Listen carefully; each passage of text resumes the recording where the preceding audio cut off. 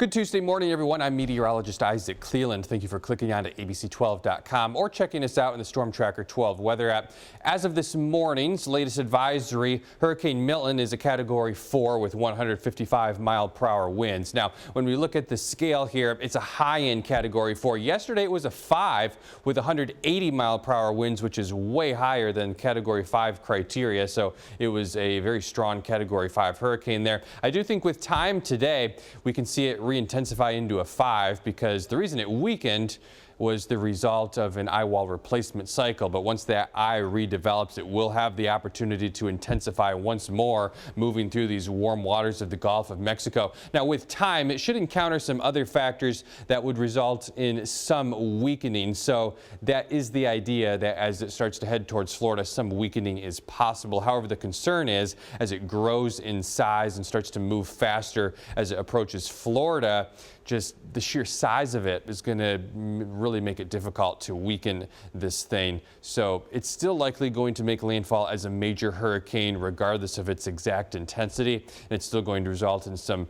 rather catastrophic impacts here across parts of Florida, especially here along the west coast, but even far inland. We'll still see hurricane force winds as this thing moves in, and also some significant flooding. Landfall is favored right near the Tampa Bay area late Wednesday evening or perhaps very early on Thursday morning. We're looking at the rainfall here. The heaviest rain is going to fall near to just north of where landfall occurs. So that would be along and just north of I-4, 5 to 10 inches of rain, some spots seeing more than 1 foot. Extreme flash flooding is likely here with significant flash flooding surrounding that. This extreme flash flooding category was used for the flooding that we experienced in western North Dakota associated with the remnants of Helene. So it could be a very serious flooding threat down there. Also, the winds, they could gust up to 130 miles per hour near Tampa Bay. Even further inland towards Orlando, still wind gusts of 60 to 90 miles per hour. So we'll likely see power outages for days, perhaps more than a week.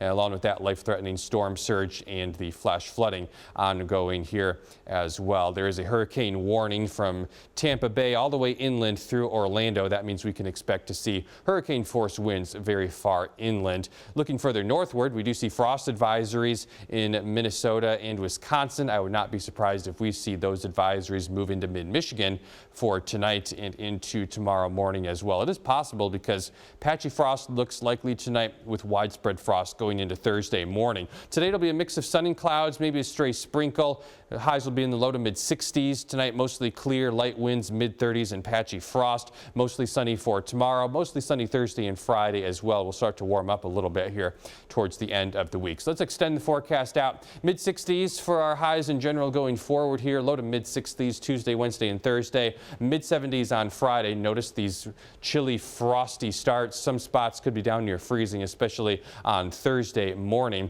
After a brief warm up on Friday, we'll cool back into the 60s for the weekend. There could be a couple of showers, and then early next week we'll cool down even more into the 50s. Here's what it looks like as we extend the forecast out for the Great Lakes Bay region. Again, some frost likely Wednesday and Thursday mornings.